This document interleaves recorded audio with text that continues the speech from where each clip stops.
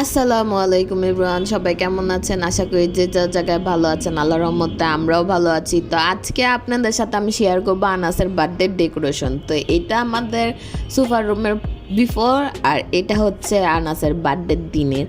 আর আপনাদের কাছে রিকোয়েস্ট থাকবে যে সম্পূর্ণ ভিডিওটা না টেনে দেখবেন। আর আমি এই ভিডিওটা দেওয়ার মূল কারণ হচ্ছে যে আপনারা কম টাকা খরচ করেও কি সুন্দর করে ডেকোরেশন করতে পারবেন বার্থডে, সেটা বোঝানোর জন্য। আমি তো এখানে স্পাইডারম্যান থিম করেছি, আপনারা চাইলে ব্যাটম্যান, সুপারম্যান, আয়রন ম্যান বা অন্যান্য যে কোনো ক্যারেক্টারই করতে পারেন। জাস্ট কালারটা অ্যাডজাস্ট করে নিতে পারেন। আর আপনারা চাইলে আপনাদের পছন্দ মতো জিনিস কিছু অ্যাড করতে পারেন বা বাদ দিতে পারেন, এরকম করে। তো চলেন শুরু করা যাক। তো শুরুতেই যেহেতু আমার আনাসের 3 হয়েছে, মানে 3 বছর সে পড়ছে, তো আমি 3টা করে নিতেছি। আর আজকের থিমটা আমি রাখছি স্পাইডারম্যানে, কারণ আনাসের স্পাইডারম্যান খুবই পছন্দ। তো আমি 3টাকে ফার্স্টে ওই যে পেন দিয়ে কালার করে নিছি। ওই পেনগুলো এক একটা 30 টাকা করে। তো আমার এখানে টোটাল 2টা লাগছিল, শুধু এটাতে না, মানে টোটাল সাজানোর জন্য। আর ব্ল্যাক কালার লাগছিল একটা, এই ব্ল্যাক দিয়ে আমি স্পাইডারের জালের মতো করে নিছি। আমার 3 কমপ্লিট, ওটা আমি সাইডে রেখে দিছি। আর এখানে আমি আনাস নাম লেখা নিতেছি। আর এই কার্ডবোর্ডগুলো আপনারা যে কোনো বাজার থেকে নিয়ে আসতে পারেন চায়া, অথবা অনেকের বাসায় আগে থেকেই থাকে। আমার বাসায় যেমন আগে থেকেই ছিল। আর এই যে ফাইনাল লুক। আর এখন চলেন পিছনের ওই স্পাইডারটা করব, মানে ওই যে মাকড়সার জালের মতো সেটা আমি বোর্ড দিয়ে করছি, কার্ডবোর্ড দিয়ে, কারণ এটা দিয়ে করাতে পুক্ত হয়েছে আর জিনিসটা অনেক সুন্দর লাগছে দেখতে। তো এভাবে করে কেটে নিছি আমি। দেখেন কি সুন্দর দেখা যাইতেছে। আর দেখেন কি মেস আপ হয়ে গেছে আমার পুরা রুম, খুবই অবস্থা খারাপ। তো এখন চলেন কালার পালা। তো আমার যেহেতু পিছনে আমি সাদা লাল রাখছি, তো এটা তাই আমি কালো কালার করছি, কারণ তাতে সুন্দর দেখা যাবে। আর এই যে ফাইনালি কালার, আর এটা হচ্ছে ফাইনাল লুক, যেটা নাকি আমি দেওয়ালে টাঙাবো। আর এখানে আমি আরও কিছু থিম অনুযায়ী কালার করে কাটিং করে নিছি, কারণ শুধু এটা লাগালে তো ভালো লাগবে না, কিছু ছোট ছোট জিনিসপত্র থাকলে দেখতে অনেক সুন্দর লাগবে। তা আমি ছোট ছোট কিছু স্পাইডারম্যানের মাথা, জিপ, বুম, ব্যাং, এগুলো কালার করে নিছি আর কাট করে নিছি। আর দেখেন কি অবস্থা। আর এইখানে মনে হয় আমার সর্বোচ্চ 500 টাকার মতো খরচ হয়েছে বাসা, মানে ডেকোরেশনটার জন্য। জাস্ট বেলুন আর এই কালারগুলোই আমার লাগছে, এছাড়া আর কিচ্ছুই লাগে নাই। কারণ কার্ডবোর্ড আমার বাসায় ছিল, তারপর পিছনে যা দিচ্ছি তা আমার বাসায় ছিল, সব কিছু আমার বাসায় ছিল। তো এই যে দেখেন ব্যাংকটা কি সুন্দর দেখা যাইতেছে, মাশাআল্লাহ। আর এইখানে শুনেন আনাস কি বলে। তো চলেন এখন রান্না বান্নাতে চলে যাই। আমি এখানে 2 ধরনের কালারের জেলি বানাইতেছি। তো এইটাতে আমি ফার্স্টে রেড কালার বানাইতেছি। তো এখন দিয়ে দিতেছি ফুড কালার 1 চা চামচ। এইখানে আমি ফার্স্টে হাফ চা চামচ নিয়েছিলাম, পরে দেখি যে কম হয়েছে, তাই আর একটু দিয়ে বেশি করে কালারটা করে নিছি।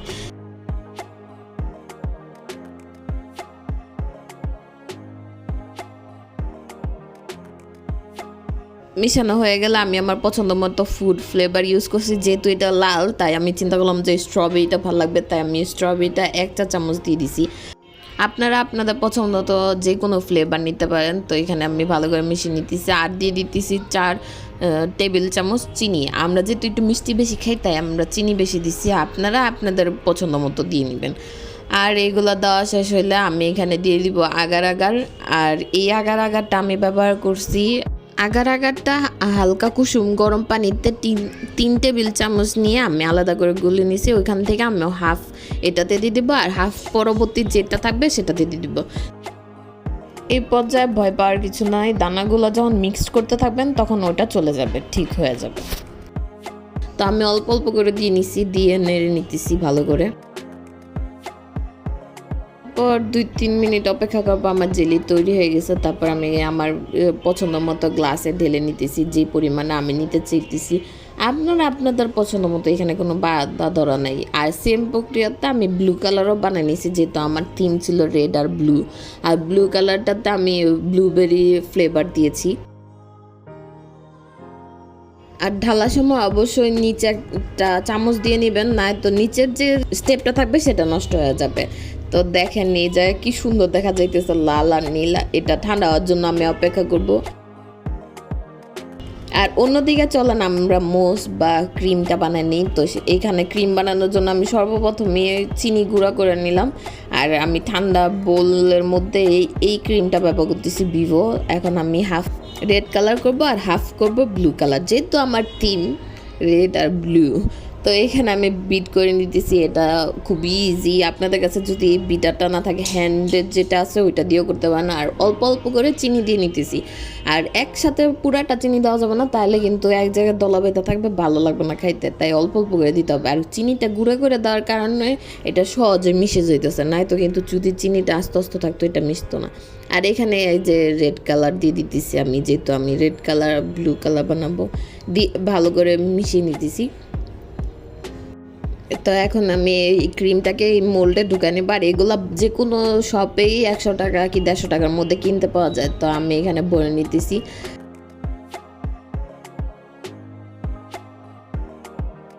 ছোট্ট যে কেকগুলো পাওয়া যায় না, ওগুলো চাইলে আপনারা বাসায় বানিয়ে নিতে পারেন, বাট আমি কিনে নিয়ে আসছিলাম এক একটা মনে হয় 10 টাকা করে প্যাকেট। ওইগুলোর উপরে আমি এটা ক্রিম দিয়ে করে দিতেছি, কারণ এগুলো আমরা আগের দিন রাত্রে বানাইছিলাম, এত ঝামেলা করার টাইম আমার কাছে ছিল না। তো আমি 6টা নীল আর 6টা লাল করে বানিয়ে নিছি। আর ক্রিমটা দেওয়ার পরে আমি উপরে একটুখানি একটাতে ব্লুটাতে একটুখানি পিঙ্ক আর পিঙ্কটাতে একটুখানি ব্লু ছেটা ছেটা দিয়ে দিছি। আবার একটু বাদামও ইউজ করছি, আপনারা আপনার পছন্দ মতো টপিং ইউজ করতে পারেন।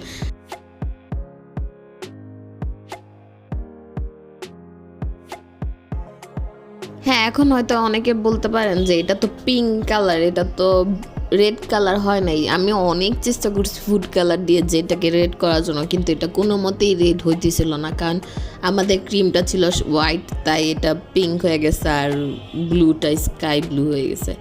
তো কিছু কিছু তো এদিক ওদিক চলেই, যাই হোক। তো এটা করে নিলাম আমি সবগুলো এরকম করে। আর অন্যদিকে আমাদের যে বেঁচে থাকা ক্রিমটা ছিল ওইটা দিয়ে আমি মোজ তৈরি করে নিব। তার জন্য আমি রেডটাতে স্ট্রবেরি ফ্লেভার ইউজ করতেছি, আর কিছু বাদাম কুচি করে রাখা বাদাম, আমি এখানে কাঠবাদাম ইউজ করছি। আপনারা পছন্দ মতো বাদাম ইউজ করতে পারেন, খেতে আর কি মজা লাগে। আর চাইলে আপনারা চকলেটেরও তৈরি করতে পারেন এই সেম প্রক্রিয়াতে। তো এখন আমি এটাকে বাটিতে ঢেলে নিব। আর ওই যে মোল্ডের ওই সিলভার কালারটুকু বাদ দিয়ে বাকিটা দিয়ে আমি ঢেলে নিতেছি, যাতে দেখতে একটু সুন্দর লাগে। আমি হাফ রেড আর হাফ ব্লু দিব, আবার কিছুটাতে হাফ ব্লু হাফ রেড দিব, এরকম করে দিব যাতে দেখতে সুন্দর লাগে। এই যে দেখেন কি সুন্দর লাগতেছে, আর আমার হাতের মধ্যে কালার লাগা ম্যাচ হয়ে গেছে। আর উপরে হালকা একটু বাদাম কুচি দিয়ে দিতেছি যাতে দেখতে আর একটু সুন্দর লাগে। আর এই যে আমার ফ্রিজ দেখেন কি সুন্দর কালারফুল হয়ে গেছে, দেখতে কি সুন্দর লাগতেছে, মাশাল্লাহ মাশাল্লাহ। এটা ছিল বার্থডের আগের দিন রাত্রেবেলা। আর বার্থডের পর দিন সকালবেলা আমি চিন্তা করলাম যেহেতু সব কিছুই মিষ্টি, কিছু একটা ঝাল থাকা উচিত, তাই আমি মোমোস বানায় নিতেছি। যেহেতু মোমোস আনাসের খুবই পছন্দ, তাই চিন্তা করলাম যেহেতু ওর বার্থডে, ও যা পছন্দ তাই বানানো যায়। তো এখানে মোমোসের রেসিপি আমার ইউটিউব চ্যানেলে দেওয়া আছে, আপনারা চাইলে সেটা চেক আউট করতে পারেন। আর সেমভাবে আমি বানিয়ে নিতেছি, কোনো কিছু এক্সট্রা না। খালি এক্সট্রা হলো আটাটা গোলার সময় এটাতে আমি নীল কালার ইউজ করছি অর্ধেক, আর অর্ধেক লাল কালার, যেহেতু আমার থিম নীল আর লাল। হ্যাঁ, আমি জানি আপনারা বলবেন এটা তো নীল আর লাল না, এটা তো স্কাই ব্লু আর পিঙ্ক। হ্যাঁ, কি করব ভাই, কালার আর হয় নাই। আমাদের রান্নাবান্নার প্রিপারেশন শেষ, এখন হলো সাজানোর প্রিপারেশন। তো এই যে আমাদের সোফার রুম দেখতে এরকম, আর এটাতে আমি খাটটা সরাই নিছি। এই যে খাট সরানোর মাঝখানের অবস্থা দেখেন, আর একটু মেস, কেউ কিছু মনে করেন না, আমি আপনাদের বুঝে দিতেছিলাম। আর এটা হলো হাফ ওয়েতে, যে খাট নেওয়ার পরে কেমন দেখা দিতেছে, আর আমি চলে আসছি সাজাইতে। তো এইখানে আমার বাসায় একটা সাদা কালারের কাপড় ছিল, যেটা আমি নর্মালি যে সব ডেকোরেশনের জন্যই রাখি, ওইটা দিয়ে আমি আমার জ্বালানা কভার করে নিচ্ছি। আর ওইটার উপরে লাল দিয়ে দিতেছি যাতে একটু দেখতে সুন্দর লাগে, না তো শুধু সাদাটা দেখতে জানি কেমন লাগতেছিল। তো মাঝ বরাবর আমরা দিয়ে দিতেছি মাকড়সার জালটা, যাতে এটা সবচেয়ে বড় আর বেশি ফোকাস করে। আর দেখেন দেওয়ার পর কি সুন্দর লাগতেছে। আর আমার আনাজটুকু বাচ্চা। আর এখানে আমাদের টি টেবিলটাতে আমি 2 কালার দিয়ে কাপড় দিয়ে দিছি। আর ফার্স্টে ভাবছিলাম যে আমি আনাস লেখাটাকে এইখানে রাখবো আর পিছনে বাকি সব কিছু লাগাবো। তো যেই ভাবনা সেই কাজ। তো এখানে লাগাইতেছিলাম আমি আর আমার বোন। আর সব কিছুতে আমার ছোট 2 বোন খুব আমাকে হেল্প করছে, সাদি আর মিম। থ্যাংক ইউ রে তোরা আমাদের হেল্প করার জন্য। আমাদের টেবিলটাকে এইভাবে রেখে আমরা চলে গেছি পিছনেরটাতে। তো আমি পিছনে ভাবছি যে ফার্স্টে 3টা উপরে দিয়ে দিব আর বাকি যে ছোট ছোট জিনিসগুলো আছে ওগুলোকে এইদিকে দিব। আর আপনারা হয়তো ভাবতে পারেন যে আমার বাম সাইডের জায়গাটা কেন খালি, ওইদিকে কেন কিছু করতেছি না। ওয়েট ওইটার দিকে একটা টুইস্ট আছে, সেটাই তো দেখতে পাবেন। অবশ্য টুইস্টটা তো শেষই হয়ে গেছে, সেটা তো ফার্স্টেই দেখে নিয়েছেন যে আমি বাম সাইডে আমাদের বেলুনটা লাগাইছি। তো চলেন বেলুন ফুলাই আমরা সবাই। আর আমি বেলুন ফুলাইতে নিচে আনাজ দুষ্টামি করবে না তা কি হয়, সে দেখেন ভয়ও পাইতেছে আবার ফুলাইতেও চাইতেছে। সে যে ওই দিন কী দুষ্টামি করছে আর কি জ্বালান জ্বালাইছে, সে বলতেছে দাও দাও আমি করব। তো এই যে দেখেন সে ট্রাই করে।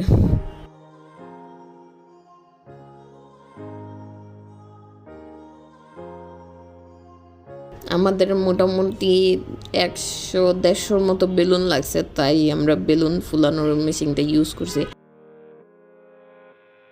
তো এই যে আমাদের বেলুনগুলা, আর এখন হলো বেলুন বসানোর পালা। তো আমরা কি করছি, ফার্স্টে 2টা বেলুন একসাথে গিফট দিয়েছি, তারপর 4টাকে একসাথে নিয়ে এরকম করে পেঁচাইছি। আমি কীভাবে বুঝাবো আপনারা দেখে নেন। একটা বেলুনে যাতে বেলুনগুলো দাঁড়ায় থাকে, তাই আমি একটা বেলুনে পানি নিয়ে নিছি যাতে বেলুনগুলা যেই জায়গায় দাঁড়াবো সেই জায়গায় থাকে, উইরা না যায়।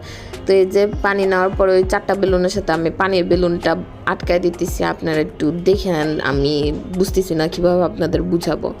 তো এই পর্যায়ে দেখেন আমাদের বেসটা কিন্তু তৈরি হয়ে গেল। এখন আমি একটা সুতার সাহায্যে বেঁধে নিতেছি, কারণ আমি যে উপরে বেলুনগুলো একটার পর একটা দিব সেগুলো যাতে একটার উপর একটা সুন্দর করে আটকে থাকে, তাই আমরা এই ব্যবস্থাটা করেছি।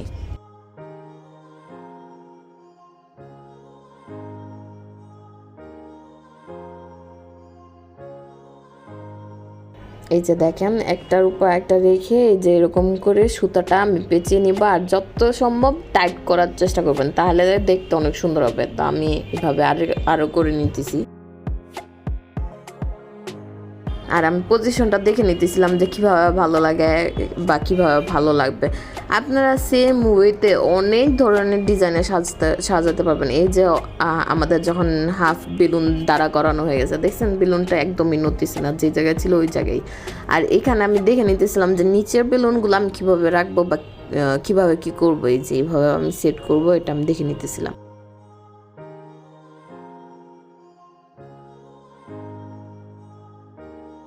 তো এই যে আমার উপরের দিকের বেলুন অলমোস্ট ঠিক করা শেষ, আর এইটা হচ্ছে নিচের। তারপর আমরা দেখলাম যে 3টা ওইখানে ভালো লাগতেছিল না, আর আনাস লেখাটা টেবিলের এখানে, তাই আমি আনাসটাকে টেবিলের উপরে 3-এর ওই জায়গায় দিয়ে দিলাম, আর 3টাকে দিয়ে দিলাম বেলুনের এখানে, তাহলে দেখতে অনেক সুন্দর লাগতেছে। আর টেবিলের সামনে যেহেতু খালি, সেহেতু ওটা ভালো লাগতেছিল না, তো আনাসের যে গিফটগুলো পাইছি ওইগুলো আমি ওই টেবিলের সামনে রেখে দিলাম। আর এইটাই হচ্ছে আমাদের ফাইনাল লুক। খুবই সহজ আর খুবই কম খরচেই করা যায়। আরও কিছু স্টিকার আমি স্পাইডারম্যানের কিনে নিয়ে আসছিলাম, যেটা মনে হয় পার পাতা 20 টাকা করে, ওইটা আমি বেলুনে আটকাই দিছি। এই যে আমার খাবার দাবার দেওয়ার পরের লুক।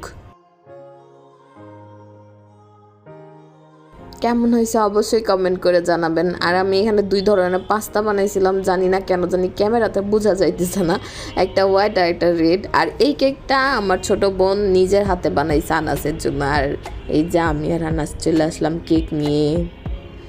আনাস ওই দিন অনেক খুশি হয়েছিল, আর ওর পোজগুলা দেখেন।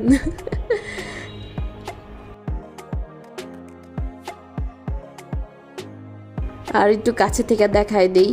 অবশ্যই সবাই কমেন্ট করে জানাবেন আমাদের ভিডিওগুলো কেমন লাগে, আর নেক্সট কেমন টাইপের ভিডিও দেখতে চান। আজকের জন্য এই পর্যন্ত, আল্লাহ হাফেজ।